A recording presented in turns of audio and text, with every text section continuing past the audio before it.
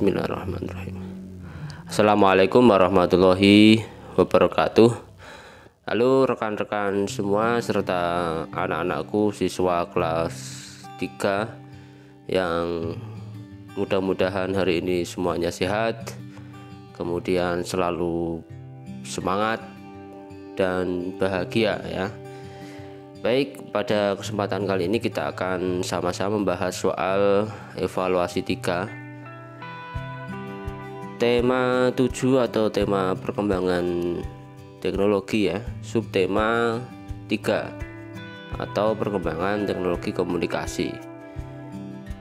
Ini soal ini ada di buku 3G halaman 127 ya.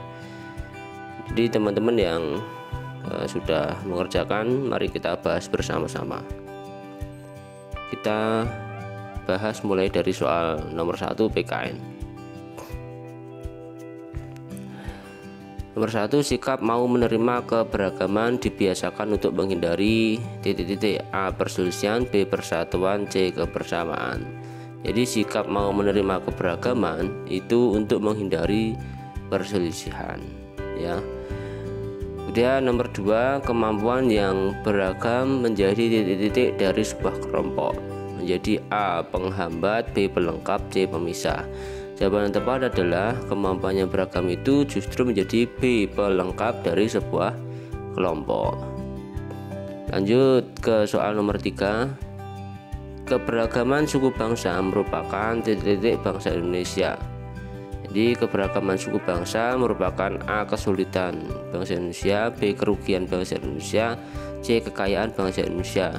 Nah, ini mudah ya, jawaban yang tepat tentu adalah C. kekayaan bangsa Indonesia.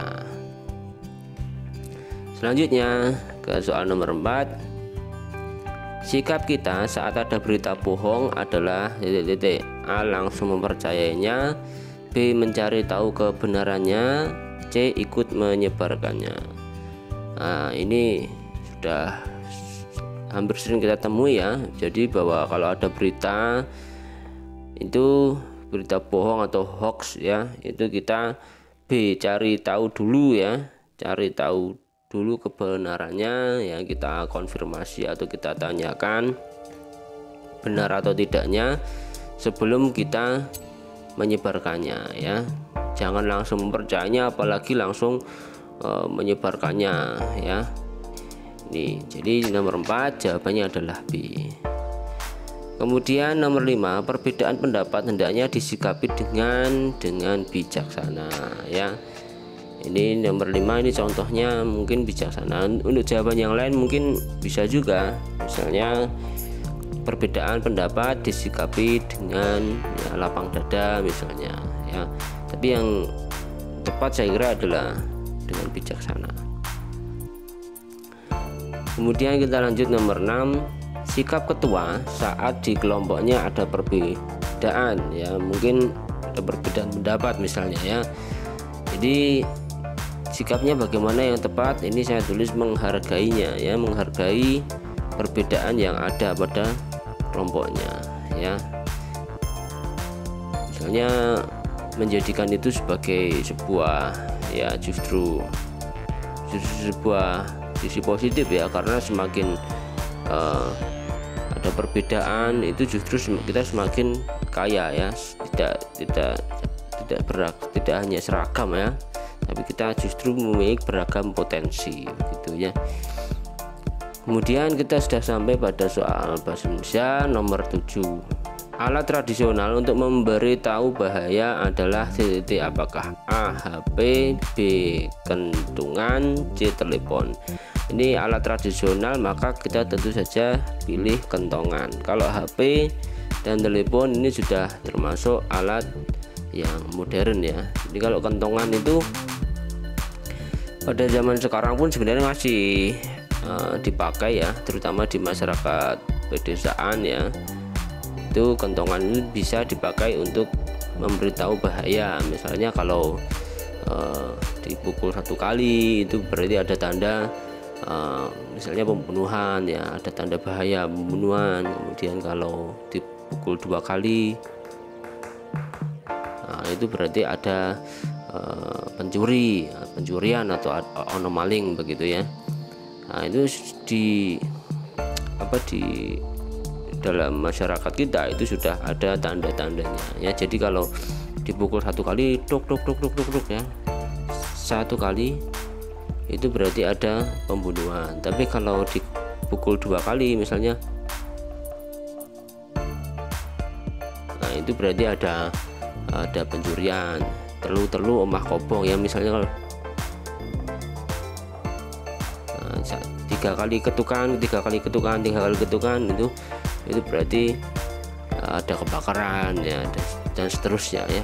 Itu ada semuanya, terutama di masyarakat Jawa itu ada kaidahnya seperti itu. Kemudian nomor 8, telegram merupakan pesan yang dikirimkan melalui apakah A. televisi, B. telepon, dan C. telegraf. Jadi jawabannya adalah C ya, telegraf. Ini alat ya, telegram itu sebuah alat ya untuk mengirim telegram ini. Oke, lanjut ke soal nomor 9. Kegiatan surat menyurat di Indonesia berkembang pada masa A. penjajahan Belanda, B. setelah ditemukannya internet, C. adanya media sosial. Jadi kegiatan surat menyurat di Indonesia itu sudah berkembang pada masa penjajahan Belanda ya, sudah sejak dulu ya. Sebelum ditemukannya komputer maupun internet itu sudah ada kegiatan surat menyurat di Indonesia ya.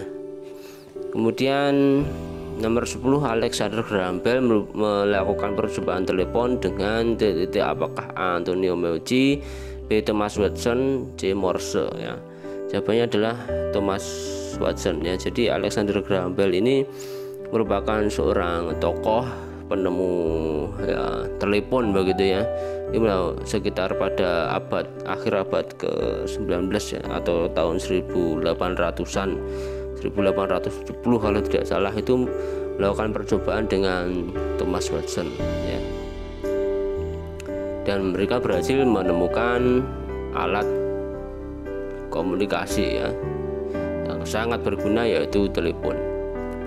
Nomor 11, perbedaan utama telepon biasa dengan HP adalah titik-titik ya. Telepon biasa dengan HP, nah ini perbedaan paling utama adalah tidak ada kabel ya, atau nirkabel ya. Jadi kalau telepon biasa itu masih menggunakan kabel ya, mungkin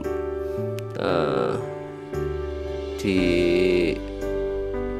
beberapa keluarga masih ada telepon ya yang punya kabel itu ya, di rumah, telepon rumah itu ya.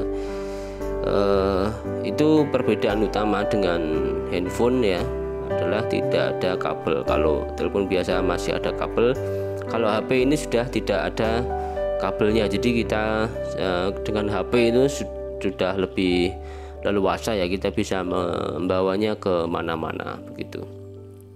Bahkan hanya di saku itu sudah kita lebih mudah membawanya. Baik, sekarang nomor 12, dampak buruk penggunaan gawai yang berlebihan adalah, nah ini gawai ya atau ponsel itu ya, gadget begitu ya, itu memiliki dampak buruk juga ya. Di samping dampak positifnya, itu kalau penggunaan yang berlebihan itu memiliki dampak yang buruk atau akibat yang buruk, yaitu banyak menyita waktu ya. Waktu kita banyak yang habis hanya untuk memelototi ya gawai kita begitu ya. Kemudian bisa menyebabkan iritasi mata ya, kemudian mata menjadi tidak sehat. Terus yang terakhir adalah misalnya dampak buruknya adalah kebergantungan atau kita menjadi kecanduan begitu ya. Terutama pada zaman sekarang ini, gawai selain untuk komunikasi bisa digunakan untuk ya, game online begitu ya, permainan game itu ya, yang sangat menyita waktu dan membuat ketagihan, kecanduan begitu ya. Terutama ya tidak hanya anak-anak, tapi juga orang tua pun kadang ada yang kecanduan game begitu ya. Jadi ini perlu kita hindari, kita perlu tata menata menata jadwal kita untuk ngegame misalnya, dan pada intinya adalah menggunakan gawai secara bijak ya gitu. Kita selesai soal bahasa Indonesia, kita lanjut ke soal matematika. Perhatikan gambar berikut. Misalkan panjang satu kotak adalah 1 cm. Ini ada gambar bangun A dan gambar bangun B. Pertanyaannya adalah keliling bangun A adalah titik-titik CM. Ingat, keliling adalah jumlah semua sisinya ya. Keliling adalah jumlah semua sisinya. Ini kita hitung, misalnya satu kotak adalah 1 cm, maka kelilingnya berapa? Ini kita hitung saja, ini 1 2 3 4 5 6 7 8 9 10 11 12 ya. Jadi keliling bangun A adalah 12 cm. Ya, mudah ya. Kemudian nomor 14, keliling bangun B pada gambar berapa cm ya, kita bisa hitung mulai dari atas ya. Kelilingnya 1 2 3 4 5 6 7 8 9 10 11 12 Oh, ternyata 12 juga ya. Jadi bangun yang A dan B memiliki keliling yang sama, yaitu 12 cm. Oke, sekarang nomor 15. Permukaan sebuah dus makanan berbentuk segitiga. Gary mengukur menggunakan batang korek api. Gary menghabiskan 13 batang korek api ya. Di permukaan sebuah dus makanan berbentuk segitiga dan Gary mengukurnya menggunakan batang korek api. Gary menghabiskan 13 batang korek api. Oke, pertanyaannya adalah keliling permukaan dus makanan adalah, ya ini 13 ya, kan menghabiskan 13 batang korek api ya. Oke, mudah sekali. Sekarang nomor 16. Kamar Nindi berbentuk persegi. Panjang kamar Nindi adalah 6 langkah. Jadi keliling kamar Nindi adalah titik-titik langkah. Ya, oke, persegi itu berarti kelilingnya sama ya, sisi-sisinya sama. Ya. Kita gambarkan dulu, ini kamarnya Nindi ya. Ini sisi kamar Nindi adalah 6 ya. Jadi semua sisinya adalah 6. Karena berbentuk persegi ya, jadi semua sisinya adalah 6. Oke, kelilingnya adalah ya berarti 4 kali sisi ya. Keliling itu 4 kali sisi. 6 tambah 6 tambah 6 tambah 6 ya. 6 tambah 6 12 tambah 6 18 tambah 6 lagi adalah 24 langkah atau 4 kali sisi. 4 kali 6 sama dengan 24 ya. Jawabannya adalah B. Nomor 17, keliling bangun datar adalah, ya, ini jumlah semua sisi ya. Kalau persegi berarti sisi tambah sisi tambah sisi tambah sisi, atau 4S atau ya 4 kali sisi ya. Kalau bentuknya persegi panjang ya berarti 2 kali panjang tambah lebar ya. Ini untuk materi menentukan keliling dan luas ya, ini nanti kalian bisa lihat di deskripsi ya. Baik, nomor 18. Permukaan sebuah buku berbentuk persegi panjang. Hadi menentukan keliling permukaan buku tersebut menggunakan potongan lidi. Hadi menempatkan 5 potong lidi pada sisi panjang dan 3 batang lidi pada sisi lebar. Keliling permukaan buku adalah titik-titik. Nah, ini. Jadi bentuknya persegi panjang ya. Bentuknya persegi panjang. Jadi panjangnya 5 ya, 5 potong lidi, 1 2 3 4 5 begitu ya. Terus lebarnya itu 3 potong lidi, 1 2 3 ya, begitu kan. Karena bisa persegi panjang berarti ini 5, ini 3 potong lidi. Kelilingnya adalah, nah ini berarti panjangnya jadi kan 5. Nah, ini 1 2 3 berarti kelilingnya, keliling persegi panjang atau keliling permukaan buku ini adalah 2 kali panjang tambah lebar ya. 2 kali ini panjang tambah lebar, 5 tambah 3 ini 8 ya. 2 kali 8 sama dengan 16. ya. 15 potongan maksud saya adalah 16 potongan lidi, 16 potong lidi ya. Baik, nomor 18 kita sudah selesai. Terus kita lanjut ke soal nomor 19. Kita membilas tubuh sebelum berenang untuk A ya, menyesuaikan suhu tubuh ya, membuat tubuh jadi basah, bersenang-senang ya. Jadi tujuan kita membilas tubuh sebelum berenang itu untuk menyesuaikan suhu tubuh ya, agar ya tubuh kita ini beradaptasi dengan suhu air ya, dengan suhu air ya, sehingga badan kita lebih siap untuk berenang ya.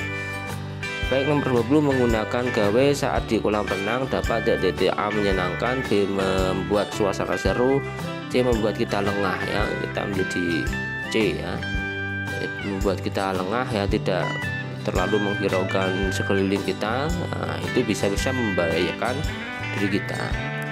Nomor 21 keadaan yang dapat membuat kita terluka saat berenang adalah titik-titik ya, yang bisa membuat kita terluka.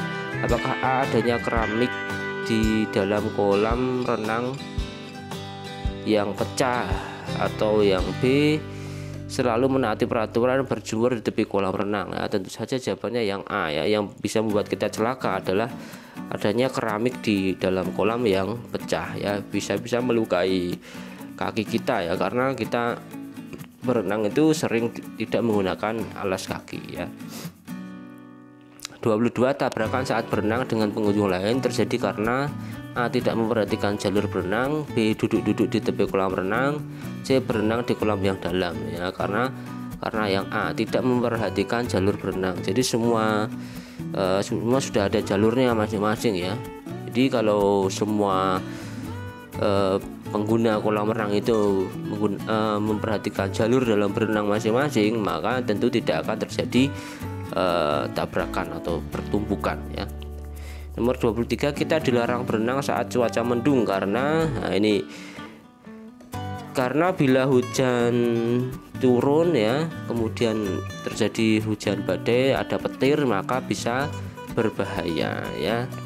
Karena kita sama-sama tahu bahwa air merupakan salah satu penghantar listrik yang baik ya. Jadi kalau petir ini mengandung listrik, kita berenang pada saat hujan, nanti dikhawatirkan kalau ada petir, kita bisa tersengat listrik ya, tersengat petir itu ya, yang mengandung muatan listrik itu ya, berbahaya bagi diri kita. Jadi sebaiknya kalau cuaca sedang hujan deras atau hujan petir, kita hindari dulu berada di kolam renang. 24 tindakan yang dapat meracuni air kolam renang adalah ini misalnya adalah buang air kecil dalam kolam renang ya, air menjadi tercemar ya, walaupun mungkin airnya banyak, tapi ya selain jorok ya, ini juga tidak bagus dilakukan ya, buang air kecil dalam kolam renang. Sebaiknya kalau memang terasa pengen buang air kecil, maka kita naik dulu dari kolam renang menuju ke toilet terlebih dahulu. Baik, lanjut ke soal SBDP nomor 25. Tulisan ucapan pada kartu pos terdapat pada sisi bagian A dalam, B tengah, C muka. Tulisan ucapan pada kartu pos itu terdapat pada sisi bagian dalam ya. Kalau bagian muka itu biasanya berisi alamat ya, alamat yang dituju, kartu pos ya. 26 kartu ucapan biasanya dimasukkan ke dalam titik-titik sebelum dikirimkan. Apakah A kotak pos, B amplop, dan C tas?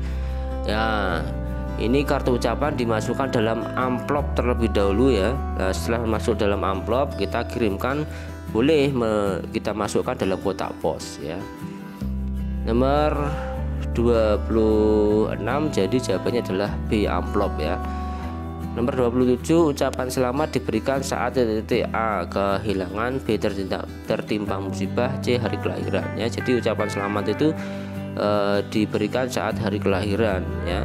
Selamat atas kelahiran anak pertama, anak kedua ya, semoga menjadi anak yang pandai, cerdas, berbakti pada orang tua ya, soleh-solehah dan sebagainya ya.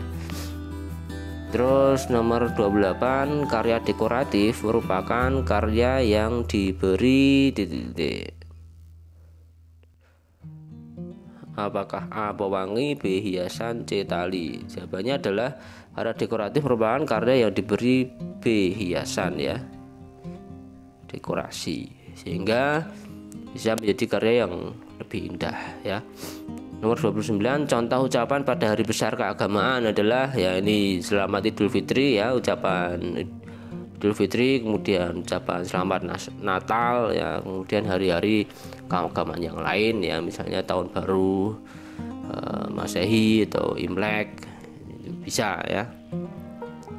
Nomor 30, contoh bahan yang dipakai untuk menghias telepon sederhana adalah kertas dan pita ya. Baik, kita sudah selesai pada 30 soal ya, kita sudah selesai membahasnya. Sekian dari saya, mudah-mudahan bermanfaat. Saya mohon maaf apabila dalam pembahasan ini banyak terjadi kesalahan atau kekurangan. Kalau masih ada yang belum jelas, silahkan kalian tulis komentar di bawah ya, atau bagi murid-murid saya silahkan menghubungi saya secara pribadi di WhatsApp ya, boleh. Kemudian sampai jumpa pada video-video selanjutnya ya, kita bahas lagi soal tema 7 subtema 4 pada kesempatan berikutnya. Assalamualaikum warahmatullahi wabarakatuh.